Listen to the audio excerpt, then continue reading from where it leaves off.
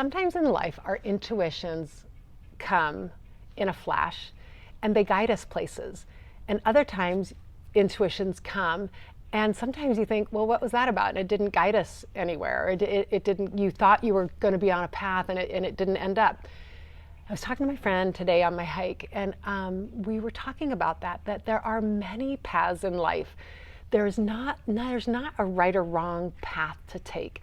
There are a lot of different opportunities, and our lives are constantly unfolding in front of us. And if we take this path, this possibility can happen. And if we take this path, this possibility can happen. And both can be beautiful, and not one is right or wrong. But the trick is, I feel, to always ask for divine guidance on your highest good and the highest good of those around you. Because even though this path could be a very viable path and you'd learn a lot, this path might be better for your soul's growth. And so by backing off and asking for your highest good and the highest good of those around you, are you surrendering to the universe? And so for me in my life, I'm highly intuitive, and sometimes I do get confused because I'll get messages of where I feel I'm supposed to go and it doesn't transpire. And I'm like, I don't understand why I was so 100% getting those visions and getting those messages. But I think it was it was a choice. It was a choice for me to make. And the universe was saying, here's a choice. But here are some things that will happen if you make that choice. But it's still a choice. They were laying it out for me. Here's a choice. I saw it in visions. I felt it.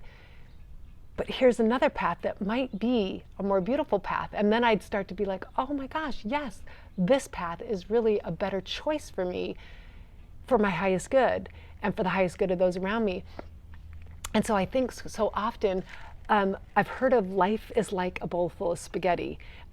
We have a lot of possibilities. And so just step back from trying to control things and allow life to kind of unfold in a beautiful way. And when we step back and we allow, are we surrendering to the now? And the now will always present the next step. And the now could be, here's this step for you for a week or two, or here's this step for you for the next 10 years, or here's this step for you for the next 2 weeks, or here's this step for you.